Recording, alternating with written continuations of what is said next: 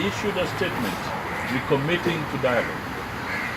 Unfortunately, that dialogue cannot and should not be between two individuals.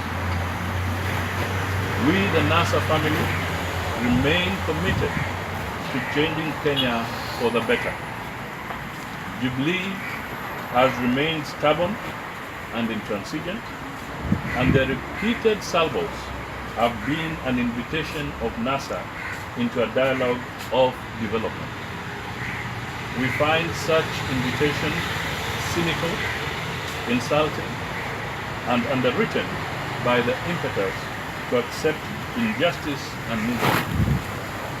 As long as Jubilee remains adamant on the Come We Talk development trajectory reflected in the statement, NASA will not play ball.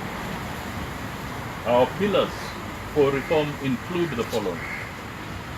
1. Electoral reform. Independence of the judiciary and other independent institutions. Security sector reforms. Governance and the rule of law. And strengthening of devolution.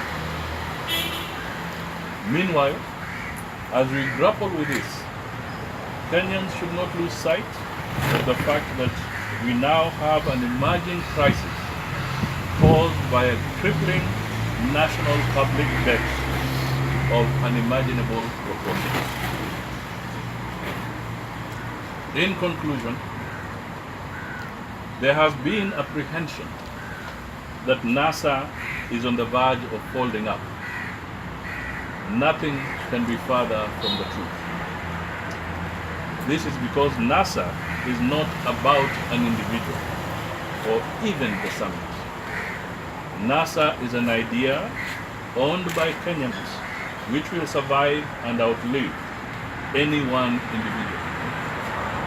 In the aftermath of the MOU, the NASA summit will do a thorough audit of the MOU and undertake sole survey on whether Kenyans were taken for a ride or not by this MOU.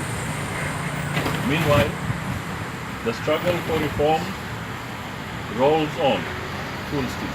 The first question I did answer was that people were asking where were we, and the message I put it very clear that we were neither consulted nor invited. So you cannot come to the conclusion that we are against it. But we are also very categorical that we are for a truly national dialogue. It cannot and should not be seen as if this is a truce between two individuals. We want Kenyans to have a genuine national dialogue.